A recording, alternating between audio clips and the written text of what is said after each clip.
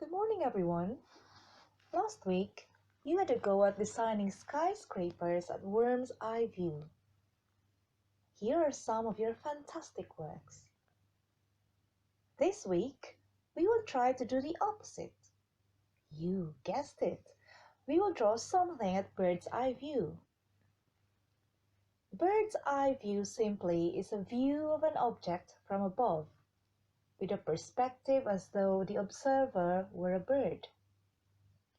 We can often see this in blueprints, floor plans, and maps.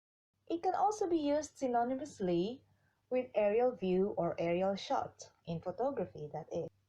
But this time, instead of drawing buildings, you are going to draw a room in your house at bird's eye view. You may choose any room: a bedroom, the living room, the kitchen, the study room, the bathroom. Wait, there's more. You can design that room any way you like, as long as you draw everything at an aerial perspective, or yes, bird's eye view. Now pause this video and get your materials: a pencil, ruler, rubber, paper, coloring materials. Are you ready? Let's begin. Since this is a one-point perspective view, first, draw a vanishing point at the middle of the page. This will be the center of your room.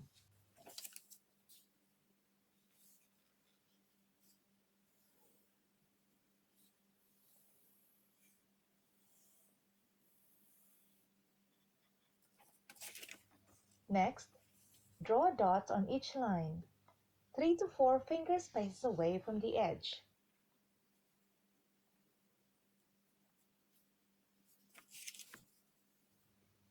Then, connect the dots.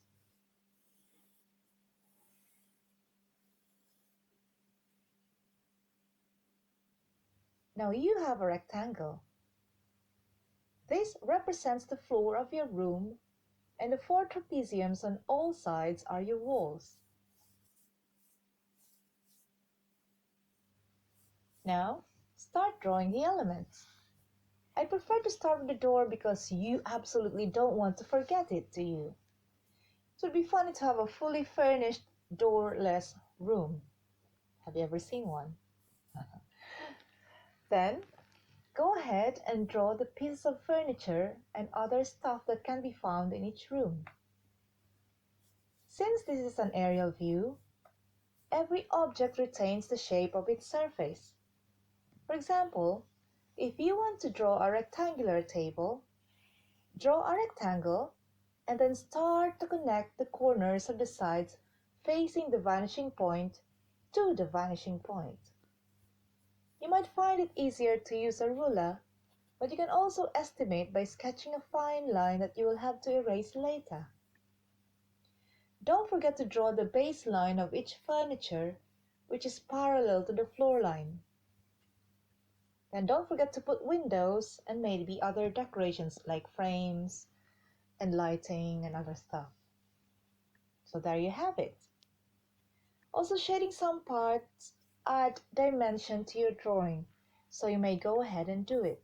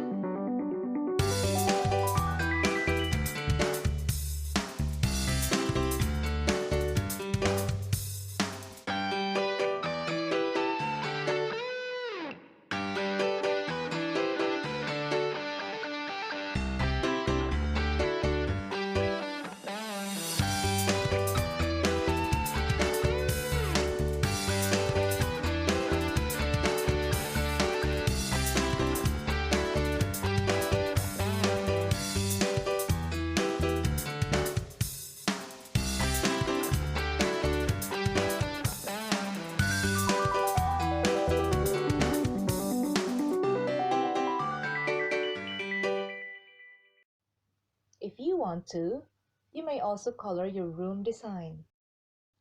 Thank you for creating with me. And like birds, let us soar high and look at the bright side of life.